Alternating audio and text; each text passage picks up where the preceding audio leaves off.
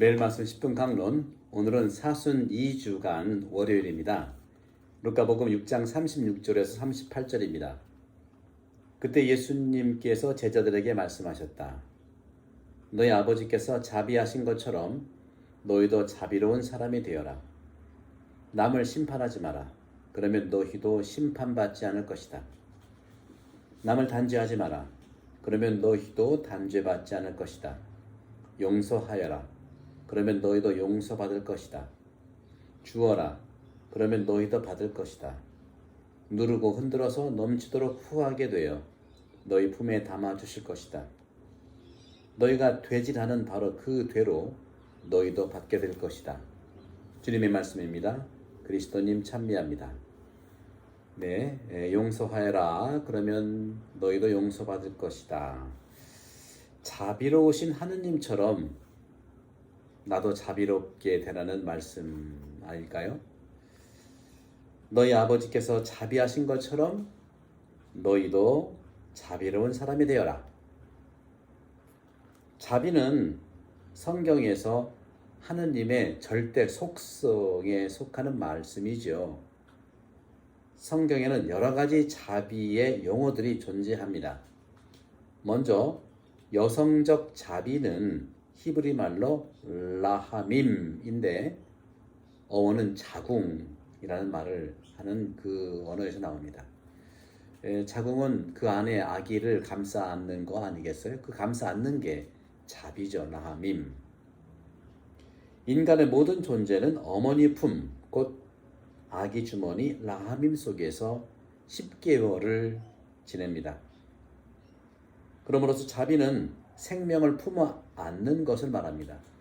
따라서 인간 존재는 자비 안에서 자라고 자비 안에서 생명을 얻고 자비 안에서 생명의 태어남을 준비하는 것이죠. 성당도 그래서 자비로운 라하밈의 모습을 따라서 사람들을 품고 있는 것이죠. 성전이 그렇죠. 또한 히브리 말에서 남성적 의미를 말하는 자비가 있는데 바로 헤세드라는 말입니다. 헤세드의 뜻은 책임감을 말합니다. 헤세드는 남성이 지켜야 하는 책임감을 이야기하는데 집안의 가장으로서 다하는 책무로서의 자비입니다. 이처럼 아버지 하나님께서 자비하신 것은 상대를 품어주는 포옹, 상대를 위하는 책임, 안아줌과 또 책임짐을 말합니다. 그래서인지 우리도 생명을 넉넉하게 안아주는 행위를 하고 상대방을 위해서 책임질 것을 다하는 것이 너희 아버지께서 자비하신 것처럼 너희도 자비로운 사람이 되어라를 실천하는 것이라고 생각합니다. 사순시기에 왜 교회는 두 번째 사순주간 월요일에 자비로운 사람이 될 것을 말씀하실까요? 사순시기는 자비로운 연습을 하는 것이죠. 그래서인지 자비로운 사람은요, 그 마음이 상대방을 위해서 세밀하게 배려하는 사람일 텐데 상대방의 감정이나 상대방의 태도에 민감한 분이고 자상한 사람인 것을 말하고 있는 것입니다. 또한 예를 들어 자비로운 사람은 가난한 사람을 도우려는 사람들이고 고통 속에 있는 사람을 위로하고 그들의 억울함과 원인을 들어주는 사람을 말합니다. 곧 엄마가 늙고 걷지도 못하며 병들어도 함께 있는 것만으로도 감사하면 자비가 마음을 힐링할 수가 있는 것이죠. 마음의 힐링이죠. 그렇다면 우리가 자비로운 사람이 되려면 어떻게 할 수 있을까요? 바로 마음 공부를 하면서 마음 흘러가는 대로 수련을 해야 되지 않겠습니까? 수련이 좀 너무 부담스러운 연습, 마음 흘러가는 연습. 제가 늘 말씀드리지만 영혼 돌봄 연습을 해보십시다 하는 말씀드립니다. 영혼 돌봄 연습은 생각 다듬기, 생각 걸러내기 이 훈련을 좀 해야 되고요. 아니면 생각 중지도 좋습니다. 생각 걸러내기, 생각 중지, 생각 다듬기. 이 세 가지가 생각 돌봄. 그리고 마음 돌봄은요, 걸러낸 그 마음으로 또 조절한 그 마음으로 잘 다듬은 그 생각으로, 그러니까 다듬은 생각, 그리고 다듬은 생각, 그 다음에 걸러낸 생각, 이 생각이 마음 안에 심어지는 경우에 그런 마음이, 그때 마음이 흘러가는 대로, 이것이 영혼 돌봄이고 생각 돌봄, 마음 돌봄이라고 할 수 있겠습니다. 그런 점에서 이를 위해서 먼저 마음을 챙기고 알아차려야 되겠죠. 그런데 이 마음과 생각은 서로 연관되어야 됩니다. 교회도 마찬가지지만 세상에서는 그동안 이원론적인 통합체, 인간은 육체와 영혼으로 구성되어 있다고 하고, 성경도 그렇고요. 그리고 바오로 사도도 그렇고요. 예수님도 그런 가치들을 쭉 볼 때 인간은 삼중 구조로 이루어진 것을 알 수 있습니다. 바로 우리는 영, 그리고 마음, 그리고 몸, 이렇게 삼중 구조죠. 이것을 원형해서 프로이드도 슈퍼에고, 에고, 이드 이렇게 연관된 것 같이 말입니다. 그런데 마음은 어떤 것일까 하는 생각도 해보죠, 그죠? 그러니까 구조적으로 육체와 영혼이 이원론적으로 또는 삼중적으로 이해해 왔는데, 수년 전부터 미국이라든가 이런 뇌과학자들이 이론론적인 가치들을 내세운 게 뇌입니다. 뇌. 바로 뇌야말로 생각과 마음, 몸을 서로 관장하는 통합체로서의 이론론을 주장하고 있는 것이죠. 모든 생각하는 기능도 뇌의 어느 부분에 있고, 기억력도 어느 부분에 있고, 뭐 해마라고 하죠.